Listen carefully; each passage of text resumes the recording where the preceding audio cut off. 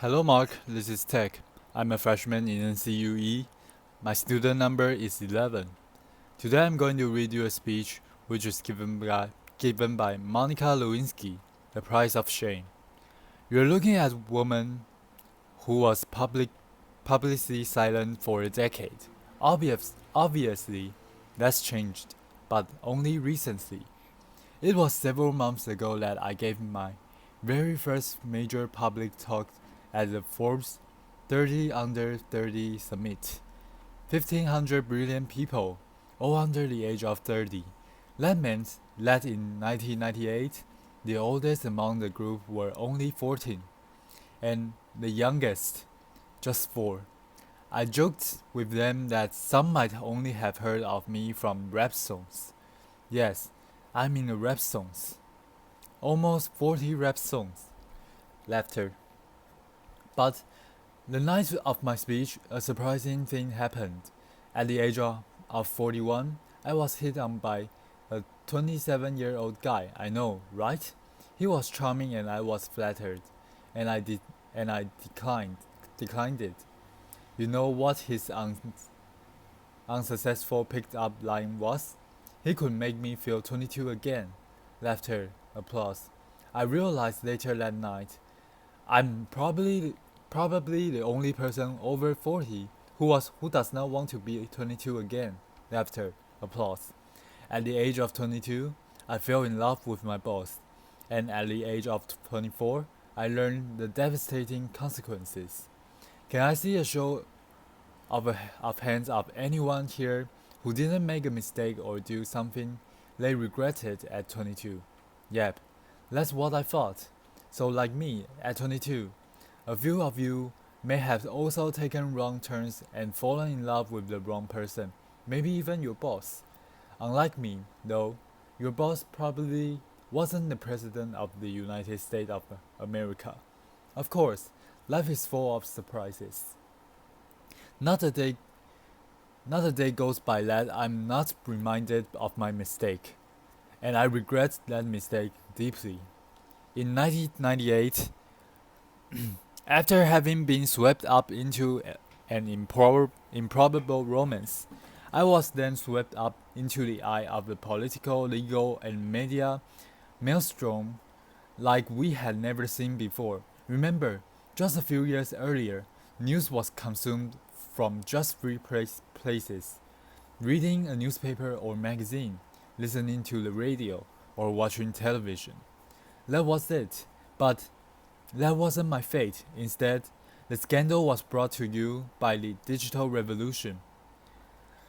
That meant we could access all the information we wanted, when we wanted it, anytime, anywhere, and when the story broke in January 1998, it broke online. It was the first time the traditional news was disrupted by the internet for a major news story, a click that rever- rever- reverberated, reverberated around the world. What that meant for me personally was that overnight I went from being a completely private figure to a public, publicly humiliated one worldwide. I was patient zero of losing a personal reputation on a global scale almost instantaneously. This rush to judgment, enabled by technology, led to the mobs of virtual stone throwers. Granted, it was before social media, but people could still comment online, email stories, and, of course, email cruel jokes. News sources plastered photos of me all over to sell newspapers, banners, ads online, and to keep people turned to a TV. Do you recall a particular image of me, say, wearing a beret? Now, I admit I made mistakes, especially wearing the beret. But the attention and judgment that I received, not the story, but that I personally received, was unprecedented. Unprecedented. I was branded as a tramp, tart, slut, war, pimple, and of course, that woman. I was seen by many but actually known by few, and I get it. It was easy to forget that that woman was dimensional, had a soul, and was once unbroken. When it happened to me 17 years ago, there was no name for it. Now, we call it cyberbullying and online harassment. harassment. Today, I want to share some of my experience with you.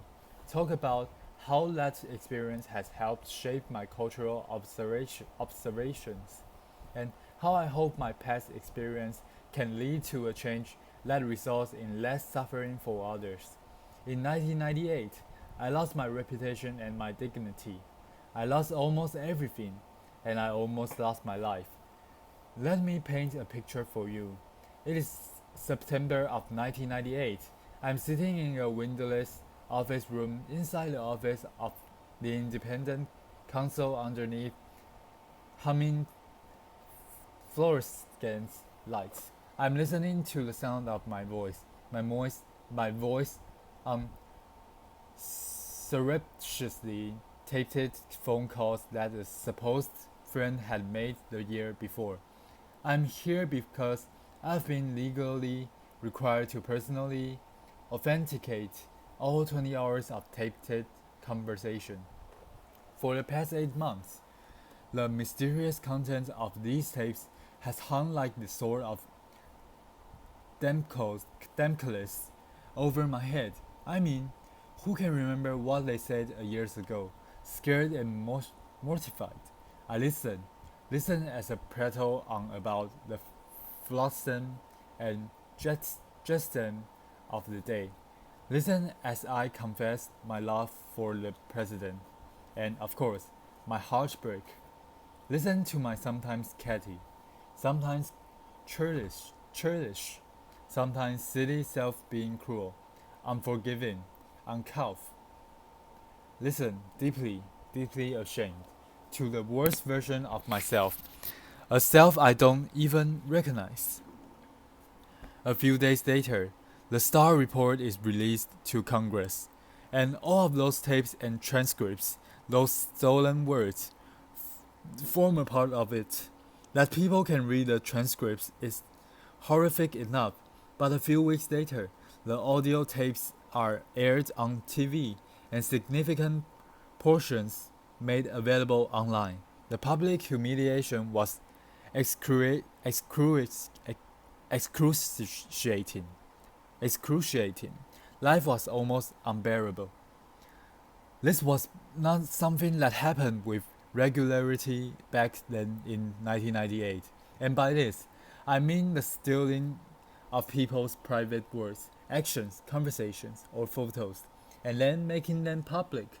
Public without consent, public without context, and public without compassion. Fast forward 12 years to 2010, and now social media has been born.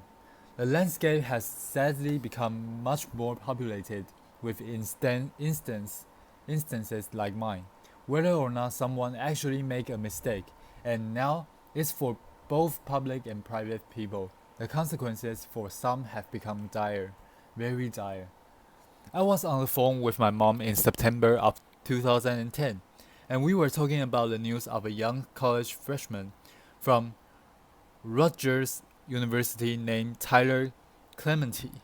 Sweet, sensitive, creative Tyler was secretly webcammed by his roommate while being intimate with another man. When the online world learned of this incident, the ridicule and cyberbullying ignited. A few days later, Tyler jumped from the George Washington Bridge to his death. He was 18. My mom was beside herself about what happened to Tyler and his family, and she was gutted with pain in a way that I just couldn't quite understand. And then eventually, I realized she was reliving 1998, reliving a time when she sat by my bed every night, reliving a time when she made me shower with the bathroom door open, and reliving a time when both of my parents feared that I would be humiliated to death, literally. Today, too many parents haven't had the chance to stop in and rescue their loved ones. Too many have learned of their child's suffering and humiliation after it was too late. Tyler's tragic, senseless death was a turning point for me.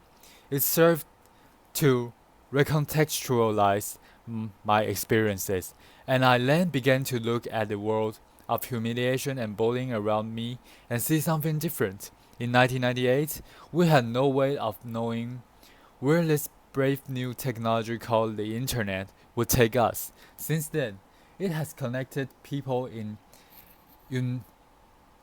unimaginable ways, joining lost siblings, saving lives, launching revolutions. But the darkness, cyberbullying, and slut shaming that I experienced had mushroomed.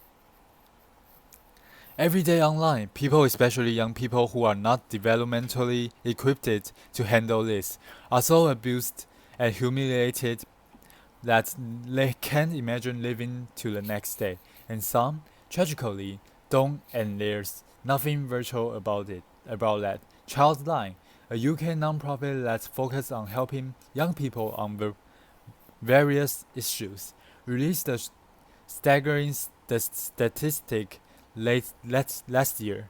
From 2012 to 2013, there was an 87% increase in sales and emails related to cyberbullying. A meta-analysis done out of the Netherlands showed that for the first time, cyberbullying was leading to suicidal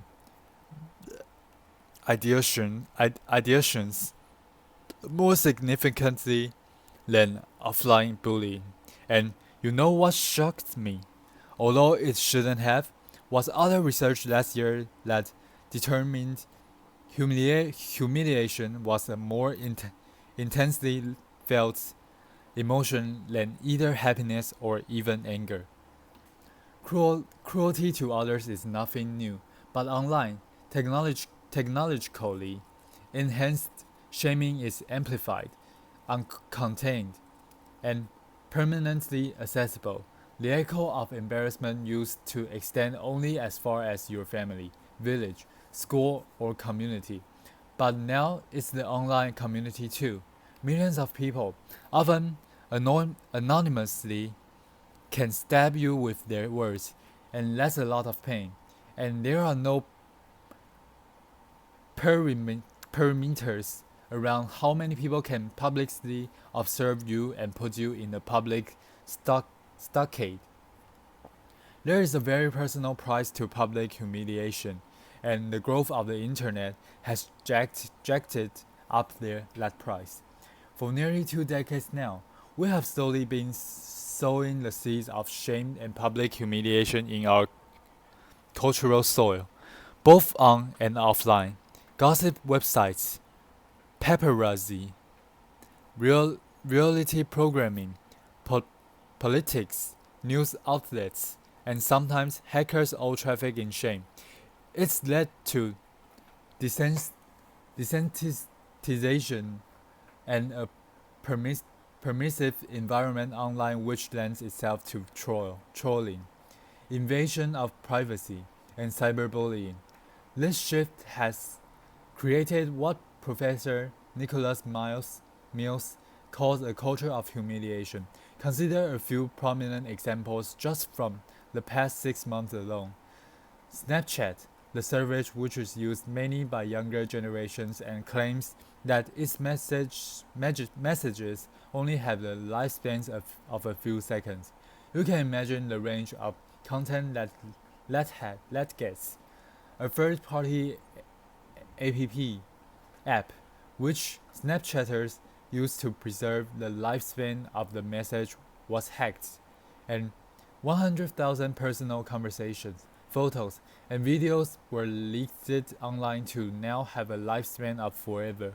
Jennifer Lawrence and several other actors had their iCloud accounts hacked, and private, intimate nude photos were plastered across the internet without their permission. One gossip website had over 5 million hits for list one story. And what about the Sony Pictures cyber hacking? The documents which received the most attention were private emails that had maximum public embarrassment value. But in this culture of humiliation, there is another kind of price tag attached to public shaming. The price does not measure the cost to the victim, which Tyler and took many others, notable women, minorities, and members of the LGBTQ community have paid, but the price measures the profit of those who prey on them.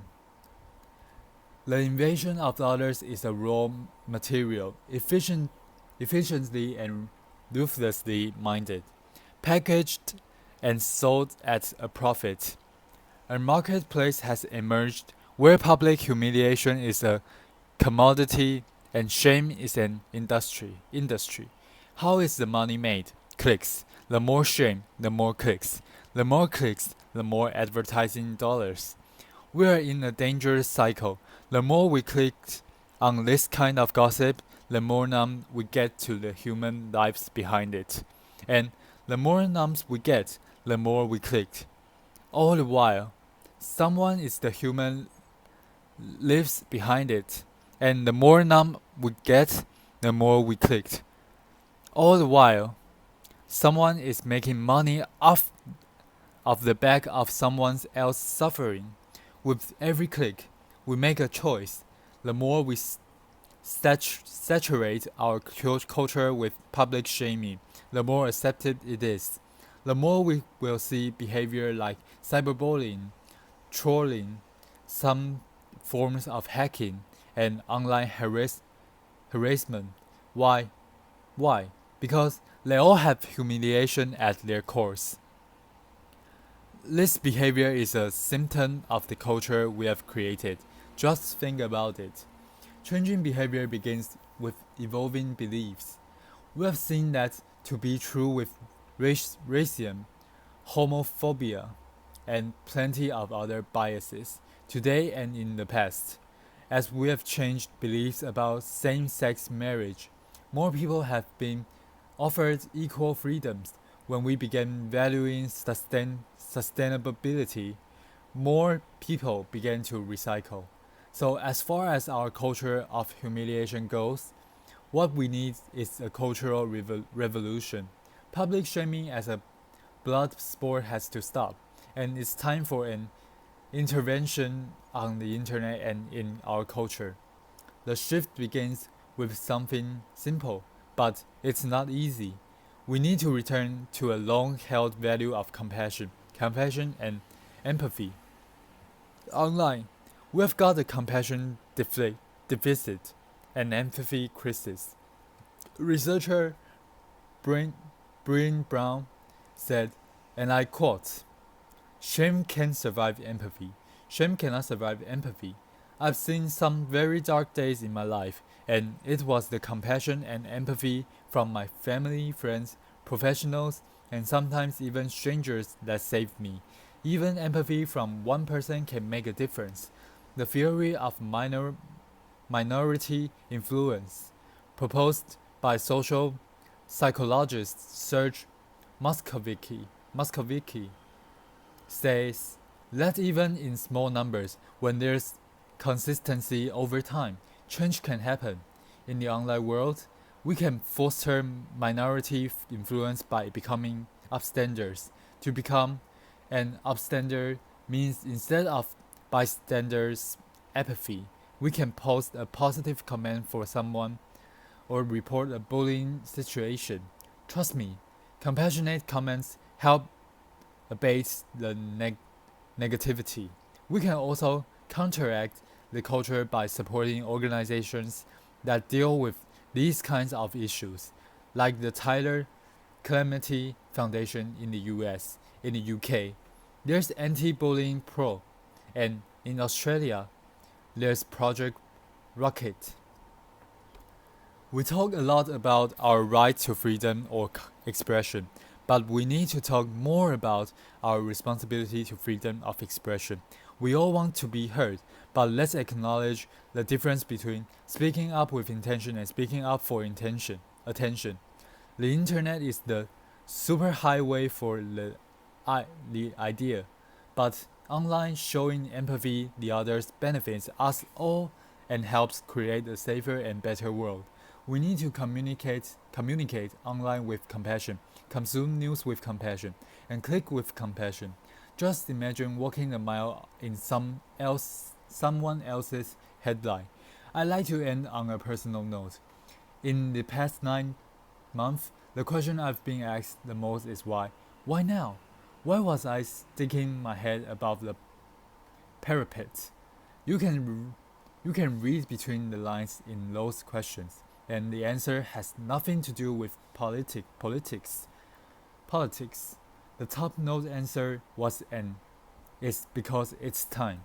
Time to stop tiptoeing around my past. Time to stop living a life of opprobrium, and time to take back my narrative. It's also not just about saving myself. Anyone who is suffering from shame and public humiliation needs to know one thing. You can survive it. I know it's hard. I may not be painless, quick, or easy. It may not be painless, quick, or easy, but you can insist on a different ending to your story. Have compassion for yourself. We all deserve compassion, and to live both online and off in a more compassionate world. Thank you for listening. Applause. So this is the entire speech. Thank you for listening.